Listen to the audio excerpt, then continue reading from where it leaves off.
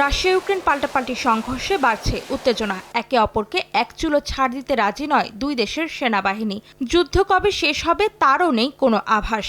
রোববার ইউক্রেনের খার্কিভ ও দোনেৎস্ক অঞ্চলে আরও দুটি বসতি দখলের দাবি করেছে রাশিয়া। এক বিবৃতিতে দেশটির প্রতিরক্ষা মন্ত্রণালয় জানায়, এলাকা নিয়ন্ত্রণের পাশাপাশি কিয়েভের পাল্টা হামলা সফলভাবে প্রতিহত করেছে রুশ বাহিনী।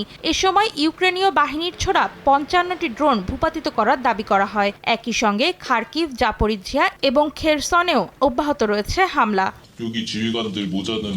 এদিকে রুশ সীমান্তবর্তী কুর্স্ক এলাকা থেকে আটক উত্তর কোরিয়ার দুই সেনাকে কিম জং উনের কাছে ফিরিয়ে দিতে রাজি হয়েছে ইউক্রেন। রোববার সামাজিক যোগাযোগ মাধ্যম এক্সে একটি পোস্ট করে জেলেনস্কি জানান, রাশিয়ায় আটক ইউক্রেনীয়দের মুক্তি নিশ্চিতে সহায়তা করলে এই দুই সেনাকে উত্তর কোরিয়ার হাতে তুলে দেওয়া হবে। দক্ষিণ কোরিয়ার দাবি, ইউক্রেন যুদ্ধে উত্তর কোরিয়ার প্রায় ৩০০ সেনা নিহতের পাশাপাশি ২৫০০-এর বেশি সেনা আহত হয়েছে।